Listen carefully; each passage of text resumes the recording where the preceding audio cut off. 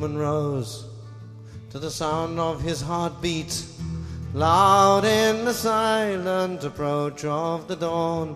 He glanced through the window at mist on the lake, which hung like a shroud in the still of the morn. The silver cobwebs spun with the dew hung from the bushes in filigree splendor, and water lilies asleep on the lake were reflected so delicate, tranquil and tender. The boatman sighed as he strode through the woods to the place where his boat lay moored to a stake. The hollow sound of his footsteps echoed until the sound was lost on the lake. He cast off, pulling the boat from the shore, peering ahead through the damp clinging haze. He thought that he saw strange swirling shapes, a trick on the eyes that a mist often plays. So intent was the boatman on crossing the lake that he failed to notice the current that flowed, leading his boat from familiar parts. He was firmly yet somehow unknowingly towed. All at once the mist seemed to lift, sufficient to show the boatman a pool that he'd never seen in the whole of his life, unnaturally deep, black and silent and cool. The boatman's shirt clung to his back. He was sweating both from exertion and fear. He had the sensation that someone was watching. He felt the presence of somebody near. An invisible force prevented him moving. The strength of his arms was utterly sapped. The twisted bushes converged round the pool. Like a fish in a net, he was trapped. Suddenly, out of the water before him, the wraith-like form of a maiden appeared, clad in shimmering, radiant robes. The maiden materialized as she neared. The hair which finally crowned her head was a halo of gold and reflecting the sun. All of the beautiful women of time were formed all at once into one. She handed the boatman the sword she was holding, which flashed iridescent before his eyes. Excalibur surely was hardly a match for a sword that simple description defies. The boatman stood transfixed by her gaze, which reached to the depths of his very soul. Till he could conquer the evils of sin, she offered herself as a whole. The maiden vanished before his gaze, leaving him clutching the sword in his fist. The hairs on the nape of his neck seemed to stiffen. A creature approached him from out of the mist. It was powerful, huge, and yet stupid indeed, for it held right back and failed to attack.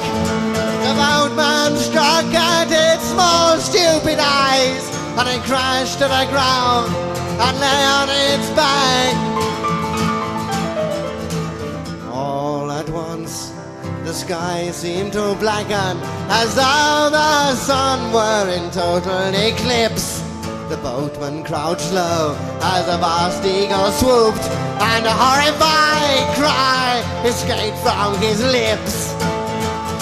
It shot in before him with pride in its bearing, admiring its talons, both vicious and cruel. Taking advantage, the boatman struck fast, and the eagle slid to the depths of the pool.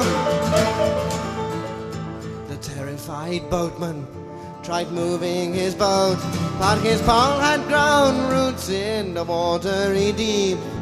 The banks grew alive with the coils of a snake, and all he could hear was its slither and creep. It cast an envious stare at the boatman, slid into the water and swam to the boat. He stood hypnotized by its green jealous eye, as it came from the water and coiled round his throat. As its coils tightened slowly, his breath came in gasps. As he choked so he lifted his sword in despair. As the snake was still gloating, he severed its head, and in death the snake's coils thrashed wild in the air. The boatman wiped the sweat from his brow. His heart was pounding as never before. His eyes like a lizard's tongue darted around, not daring to rest for a second or more. An involuntary shiver went up his spine as he heard the sound of eerie howls. A wolf appeared on the banks of the pool. Saliva dripped from its loathsome jowls. Hatred smoldered deep in its eyes, which glowed like coals from Hades' fire. It seemed to grow, and it crouched and snarled, and watched as the boatman began to tire. It was almost as though the wolf had learned, for it did not attack as the others had done, but bided its time until the moment was right, then sprang as the boatman stared into the sun.